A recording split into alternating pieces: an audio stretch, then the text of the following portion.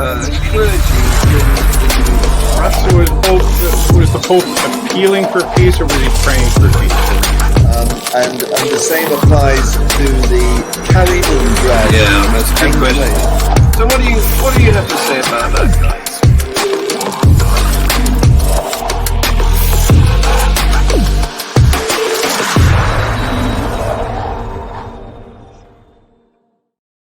Good morning, afternoon, evening, wherever you are. Welcome to the latest edition of Views on the News. And we have regular panel members here today. We have Guy from Manchester. We have Tersia from South Africa. Dread Pyrate from British Columbia.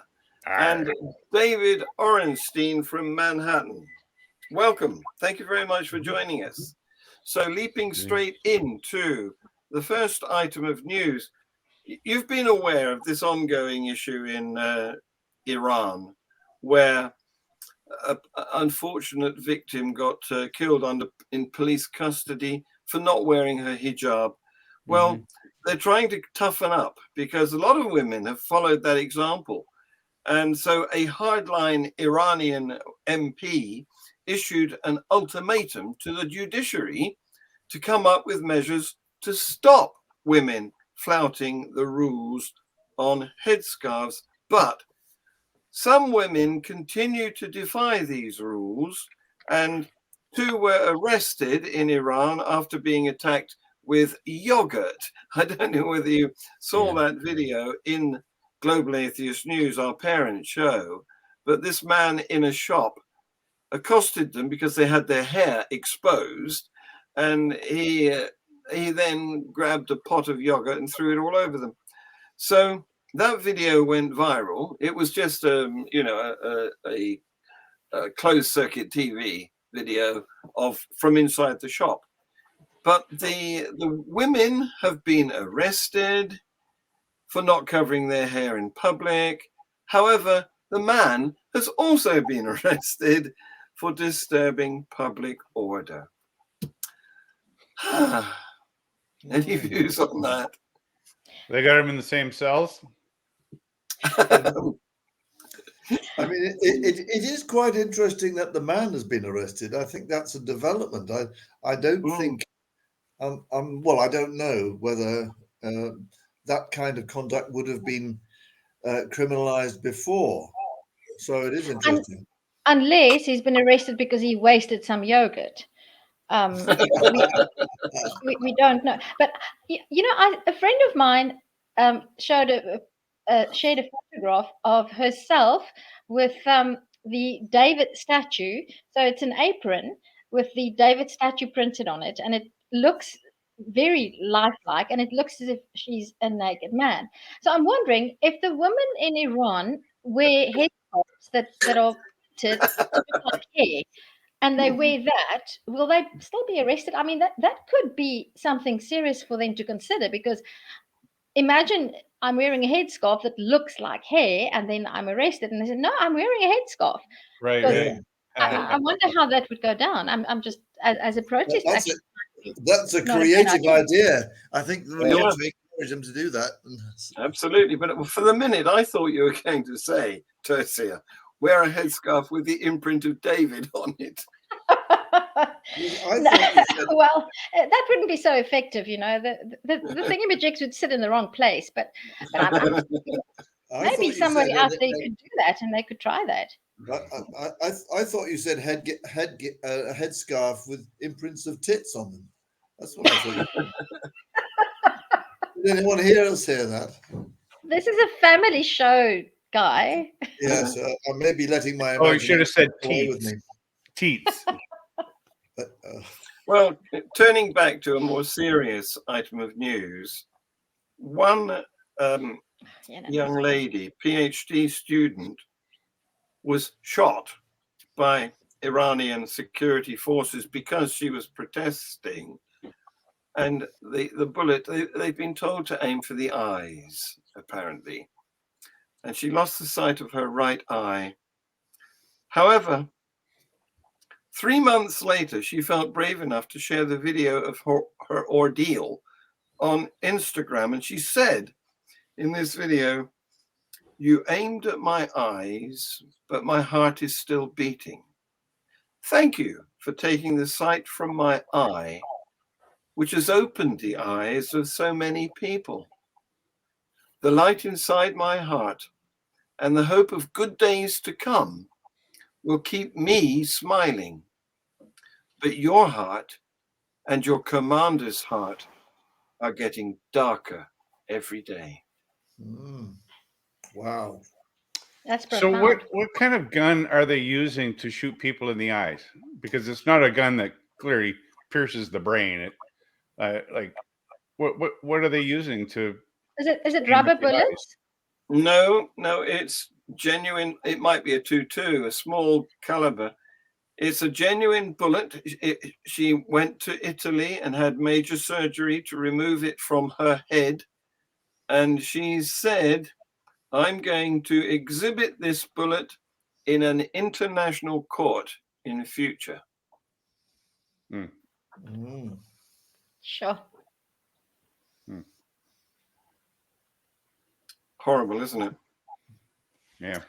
Staying with Iran, 20 schoolgirls were transferred to hospital after the latest wave of poisoning attacks that have sickened thousands of people across the country over more than 4 months. Yes.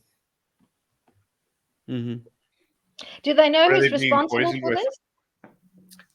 No, but UN experts have criticized the Islamic Republic for failing to protect the schoolgirls, for preventing further attacks, and for failing to conduct swift investigations.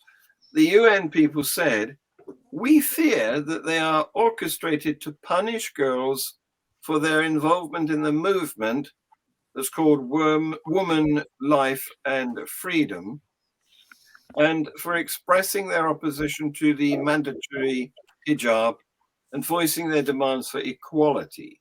So obviously the UN is suspicious that this mysterious poisoning in schools, which since 2022 November, 5,000 students have suffered symptoms, and so 200 schools across the country have been victimized. So that's what's going on. So do they know what the poison is? No. Oh. Well, it's whether it's real or imagined, it's a reaction to something, and obviously it's a reaction against violence against women. I mean, going back to your first story, John, if the guy with the yogurt had a gun, the outcome for those two women would have been radically different, like the person in your second story. So, when you have a regime that is hell-bent, quite literally, in keeping 50% of its population in check and without many rights to, walk freely, speak freely, gather freely, go to school. Yeah. What result can you expect? Indeed. Yeah. Yeah. And it's important to instill fear is a vital tactic of a regime like the one in Iran. So Right. Yeah.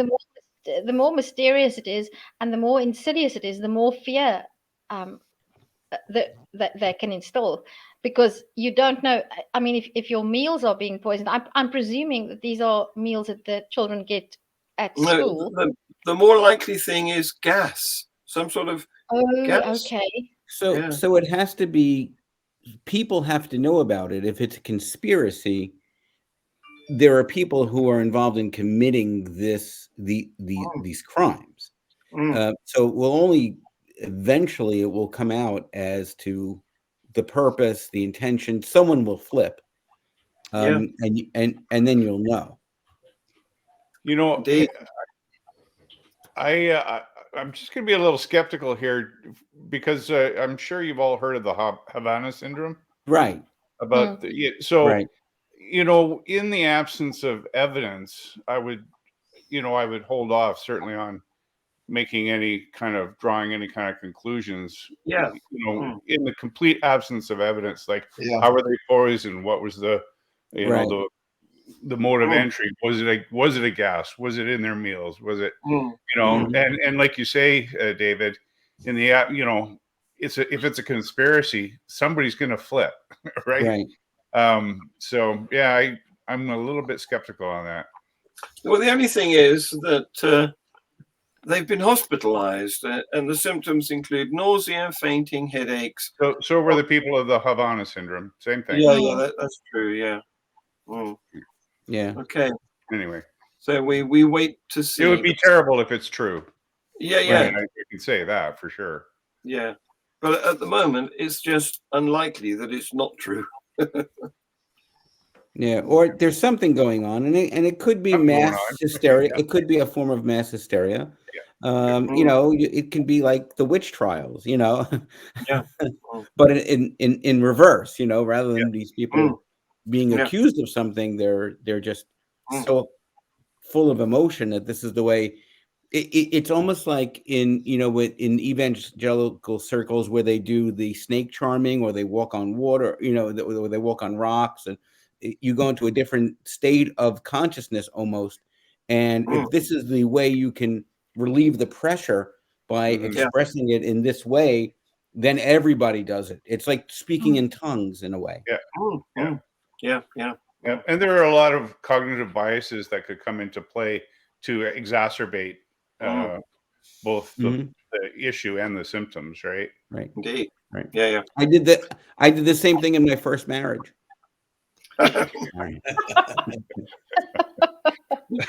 Well, yeah.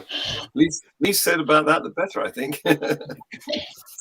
So, moving over to Israel, where there's a lot that's been going on recently, and for example, the Israeli police raided the Al-Aqsa Mosque, which is in occupied East Jerusalem.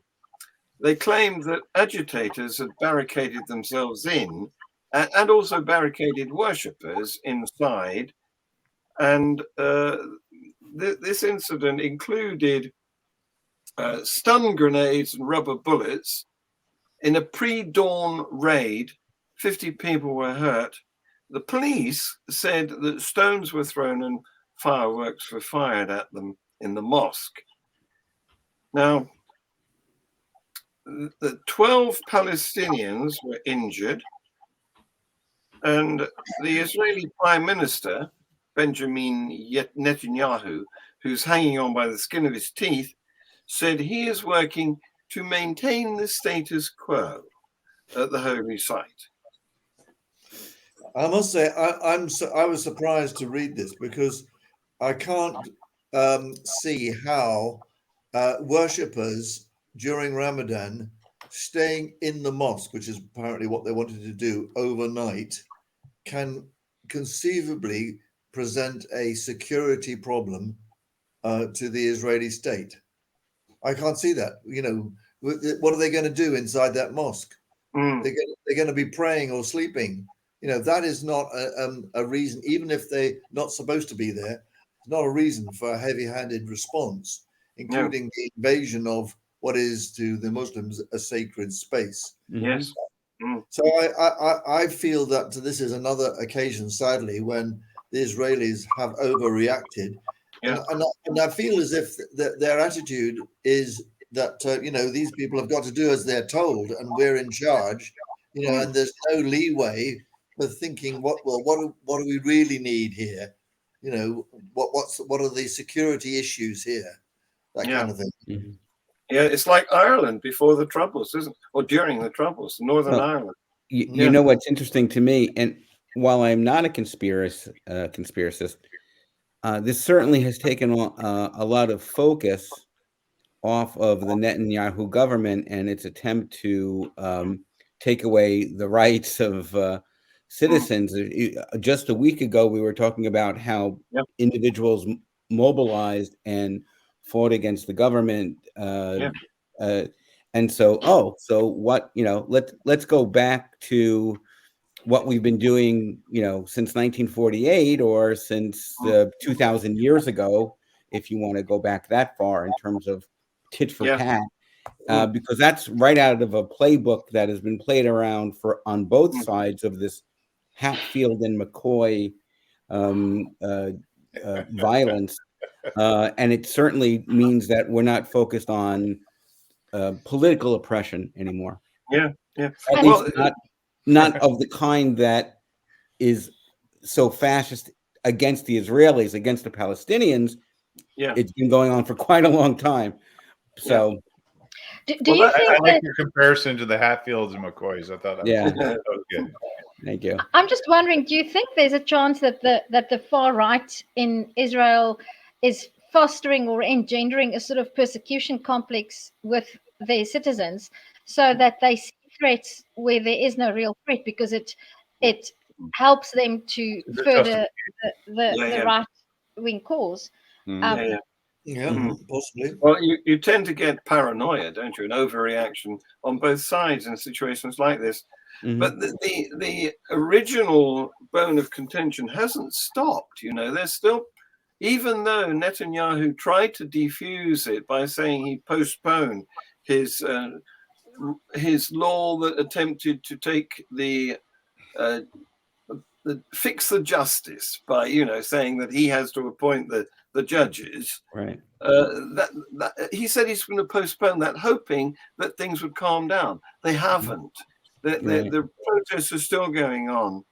But of course, in response to this particular atrocity in the Al-Aqsa Mosque, the militants in the Gaza Strip fired rockets at Israel and its military.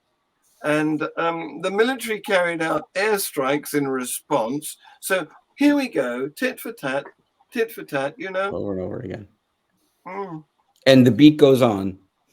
Yeah. The beat goes on. Yeah. So, going to Egypt, where the Egyptians have noticed that Cairo is heavily congested. So, for some time now, they've been building a new capital city, which is down the road about 45 kilometers. And recently, they've constructed a huge, record-breaking mosque in this new administrative capital city.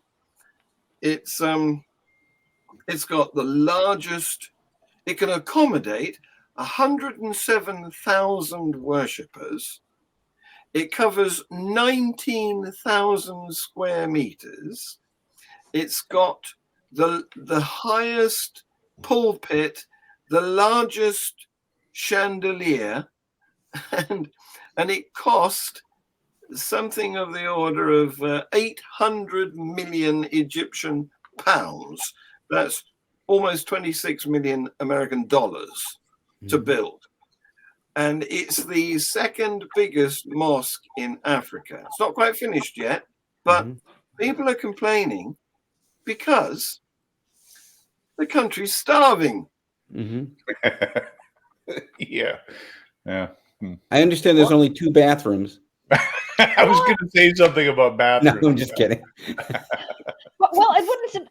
This is Africa. It wouldn't surprise me. But the only good thing that can be said is that if there's ever a natural disaster, then at least there'll be lots of space for people to have, to have protection against the elements.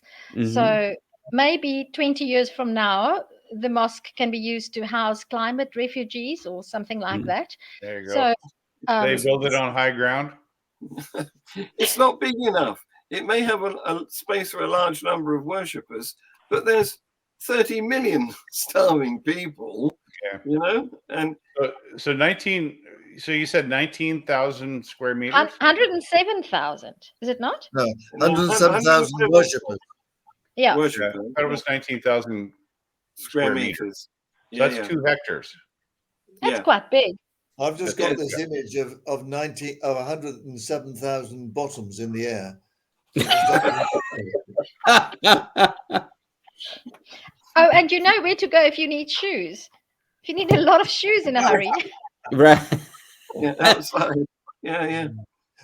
So anyway, somebody posted on Facebook because the situation is many people went to Twitter and Facebook to criticize this lavish spending on religious places at a critical time as millions of Egyptians struggle every day to put food on their table. Yeah. And one Facebook user said, overspending, insanity, and a waste of money.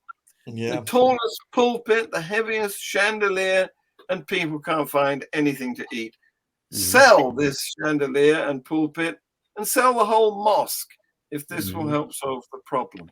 The one thing I'm not very sympathetic, because it is my suspicion that of the 30 million people who are starving, I would guess that the vast majority of them are very happy to have this mosque, because they might complain about the money being spent, but the way I know people who are devoutly religious, the more they suffer, the more they tend to revere the religious leaders. Sure. So if the protests were coming from the people who were suffering, and if they were saying, no, we can't do this, then I would have sympathy.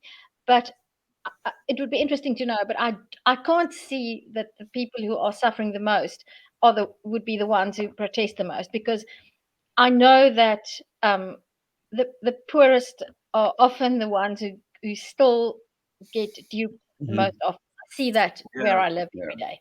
You know, further to that, it's also, I think, a truth that those who can least afford it spend the most on lottery. Same sort of idea is that the more desperate you are, the more you rely, the more you rely on false hope to sustain you. I want to add that in Rochdale, where I live, the mosques are actually very active in providing food to people who are in poverty and who are struggling to put food on the table. And I mean, if that happens in Egypt, I take my hat off to them. I want to put that in the balance. The other thing I'd like to mention is that up in Manchester, the Humanists and Atheists, we put on non-fasting solidarity meals at lunchtime for non-fasting Muslims. Interesting. Yeah. And this is just a gesture that we're making. Yeah. Absolutely. Well, the thing is that we don't know. You're right that the most desperate are more vulnerable to predation by the religious. But the situation that we don't know who's making these complaints on social media. We haven't got any figures on their wealth, but we do know that Egypt is facing a deepening economic crisis. Its currency has lost half of its value against the dollar over the past year. Inflation has reached its highest level in 5 years, and the country has been selling state assets to Gulf investors to help plug a widening budget deficit. So I think we can conclude that spending money on a mosque at this moment is ill-advised. I mean, probably it was partly funded by the Saudis anyway. They tend to provide a lot of funds. Indeed, may have been. Okay, so now we've got to go to Australia, where a jury in Melbourne found an Israeli head teacher who was the head of an ultra-Orthodox Jewish girls' school, and they found that her guilty of rape and indecent assault of pupils, and she's pleaded not guilty. There's more than 24 charges. She spent years hiding in Israel and fighting extradition back to Australia. But in 2021, an Israeli judge ordered her extradition. And so there's been a 6-week trial in Victoria. And she has been found guilty. And I don't know whether she's been sentenced yet. Maybe we have to wait for that. But the 3 of the students whose evidence was used in the case said they were abused in locked classrooms, on school camps, and at the head teacher's home, and that the abuse continued after they had left school and returned as student teachers. Oh my God. Well, I mean, that is amazing. Why did they return as student teachers if they had been abused before? Yeah. Seems bizarre to me. Well, it's just, I know you have another story coming up about the abuse that was found in the Catholic diocese in Maryland that went on. And I think it's the same thing here.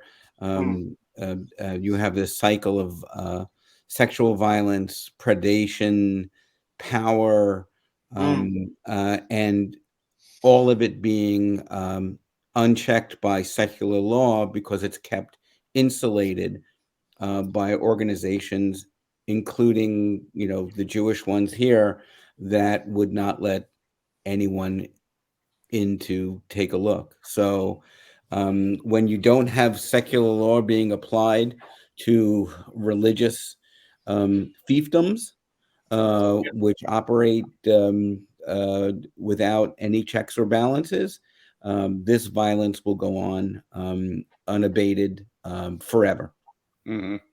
Yeah. Sad, but true. Yeah. Okay. So going to France. A French priest rented his church to a Baroque Music and Performing Arts Association, and they put on a show that included dance and pole dancing. All right. The local paper said the pole dancing by the gymnast and former French pole dance champion Vincent Grobelny had been skillful, athletic, graceful, impertinent, and some would say sexy. Well, it wasn't a wooden pole. I just hope it wasn't a wooden pole, because I mean, can you imagine the splinters? Anyway, it left the audience gasping, apparently, and the 1,000 tickets for the show had sold out very quickly. Yeah. So anyway, this priest, he's called Daniel Busenbacher, and this is in Strasbourg on the eastern French-German border. Or is it French-German or French-Belgian border? Strasbourg is French-German. Yeah. That's my mother's maiden name. Yeah. And he had he has told the police there that he's received threats. And one of the first of all, he personally described the evening's program as flirtatious but soft, and he acknowledged that some people didn't like it. One of the threatening letters that he's received said parishioners should be decapitated. This is not a church, it's a cabaret. And the other one said about the priest himself that his head needs to be cut off because he handed the key to our holy church to a dancing serpent. They've also had copies of the program that was printed for this show, annotated with remarks, but slipped under the church door. And the annotations that were added to the program included, "You will die," or "You're going to hell." And he's quoted as saying, "We're used to getting reactions, but not to getting death threats." Well, hats off to this priest. I think he's absolutely brilliant. In fact, I think it's something I will suggest to the next church event ask me for money. I'll just tell them, let me host a pole dancing evening in your church, and let's see how. Exactly. I mean, for at least the last 20 years, most organized Abrahamic faiths have been complaining that there aren't enough people coming to the churches. Yeah. That's right. I mean, bring them back. There's a big thing in the UK with large numbers of Anglican churches that are redundant, Right? And they're desperate to try and get some use for them. Yeah. So a rock troop, and in my neighborhood, burlesque is just the thing. Yeah, perfect. Yeah. Halls of entertainment. Yes, and can you imagine if you have the pole in a cross shape? I mean, imagine all the moves you can make, and it can be a holy evening, and you can. It can be really nice. I mean, and if the pole is cross shaped, then even somebody like me who's totally not athletic at all can hang from it. Yes. You can do all sorts of things, and it can be really, really serene, and you play nice holy music. You could add 2 more pole dancers. You can have 3 pole dancers. You could have one off of each arm. Exactly. I think a trio is what we're looking for, not serene. I'm just wondering whether this dancing serpent was also a talking snake. Well, and I wonder if they have do you think the priest will be saved from hell if he just hosts a flagellation session after the pole dancing to cleanse the community, and now we're getting interesting.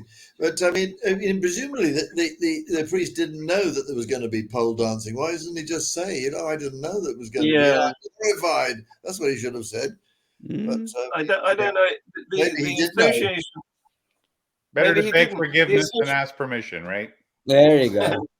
The association that he rented the church to was called Passion Croisée, Interwoven Passions, and it was performing Giovanni Battista Pergolesi's lyrical sequence Stabat Mater, and I'm not quite sure what that is, but Stabat Mater is the Stations of the Cross in Catholicism. There is a hymn called Stabat Mater, and it's about Mary standing underneath the cross while her son is being crucified. That's Stabat Mater. So it sounds very religious, and I think it sounds to me as if the priest was fooled. Could have been quite innocent, couldn't it? In so far as anything religious can be. But I mean, I can imagine it must be fantastic to see an athlete performing to that music in a Gothic church, or even just a historical church. It must. I mean, can you imagine the music? And I mean, it's pole dancing doesn't have to be flirtatious or sexy. I mean, it really is. It's an art form, and if you have a gymnast who's performing, I think people are just overreacting. Yeah, certainly, when I do it, it is not flirtatious or sexy. But it could be that. You'd actually have to call my cardiologist in an ambulance. But on standby. Right, exactly. But it could be, maybe it really was a religious experience expressed through this art. And that's the slippery slope when you have people who don't appreciate, it's not my version of connecting to the divine. That's right. You know, yeah. Well, Yeah. yeah. So Indeed. send us would you paste a link to the performance? Maybe there's video of it. I I'd love to don't have. see this. No, I'm sorry. I drew the line about sharing that. I do include videos, as you know, but I didn't think that one was an appropriate one to search out. Is there one though? I mean, I'm curious now. Yeah. Well, Google it. Feel free. Yeah. I will. There is such a video, apparently, but I haven't personally sorted out. Well, I know what I'm doing tonight. Okay. We'll club together and buy you a poll if you like. Yeah. Can I watch? I'll send you the link. Well, make sure it's not wooden as well. Okay. Right. Moving to that item that David just trailed. Baltimore. 150 Catholic priests have been reported by the associated with the Archdiocese of Baltimore, have been reported recently. It was a long-awaited state report released Wednesday as having abused over 600 children during the last 80 years and escaped accountability following decades of cover-ups. Mm-hmm. Yeah. Apparently, that is the oldest Roman Catholic diocese in the US of A, and it spans much of Maryland. And some of the parishes, schools, and congregations had more than one abuser at the same time. Right. Including St. Mark's Parish in Catonsville, where there was 11 abusers living and working there between 1964 and 2004. And one deacon admitted that he'd molested over 100 children. Wow. Yeah, it makes you want to throw up because, first of all, you know that this is an undercount. Right.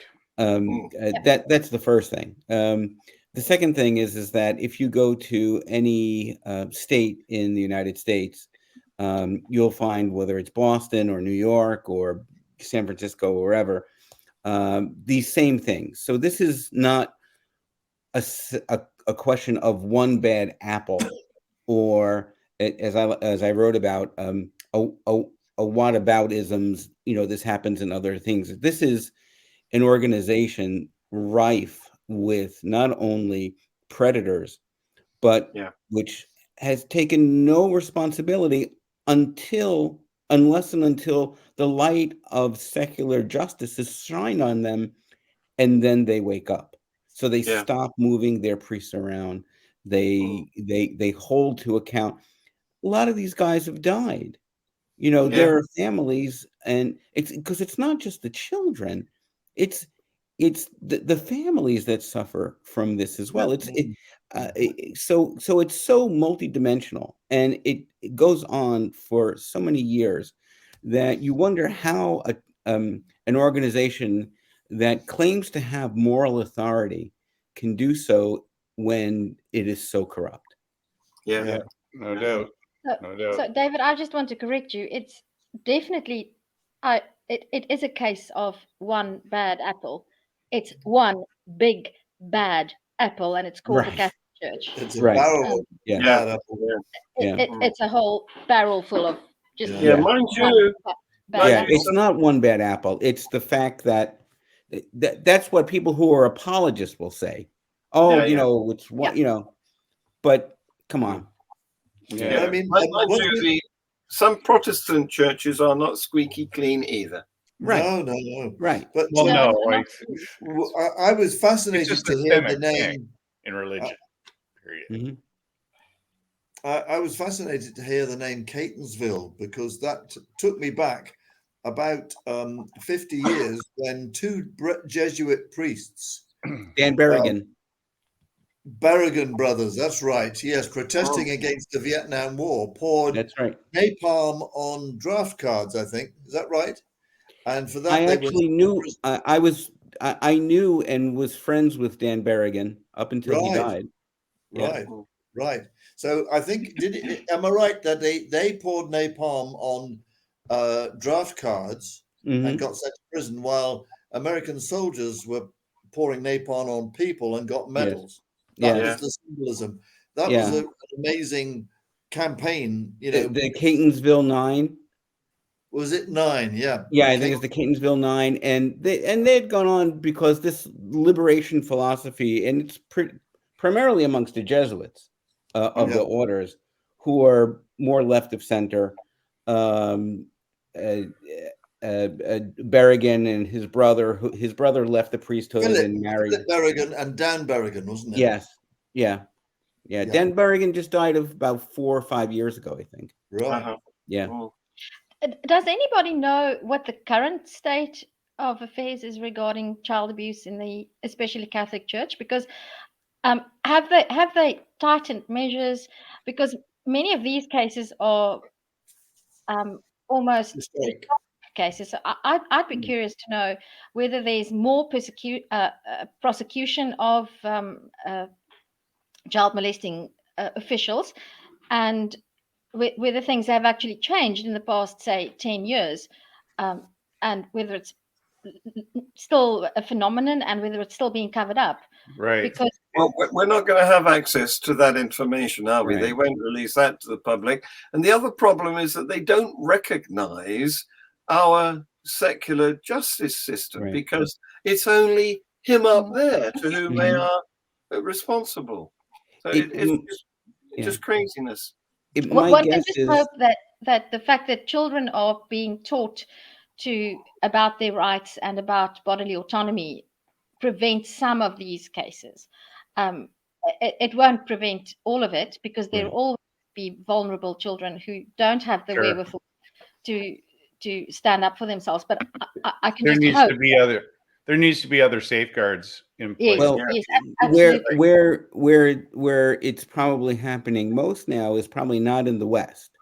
Central South America and Africa. Yeah, I'm sure it's religion gone wild. Yeah. Oh yeah. Because there aren't the same secular safeguards. Yeah. So I'm sure one day it will trickle down and you'll get reports. Yeah. Because the church will just, move its bad practices to where it's still flourishing, sadly. Right. Yeah.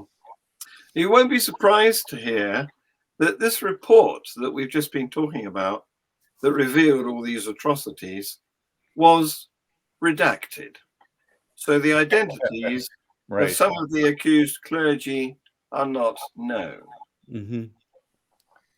Yeah. But I have got some good news to end on. Yay. In a historic election, a liberal judge named Janet Protasevich won a seat on Wisconsin's Supreme Court. Mm-hmm. And as a result, the ideological balance of the state's court will be flipped to more liberal. And that is good news. Indeed, that is good news. And the electoral contest was based on the fallout from the Roe v. Wade overturning back in June. And so that was the issue that was under consideration for voters. And this woman was frank about her personal support for legal abortion access. And she won. Finally, we have a comedy item. Watch this video.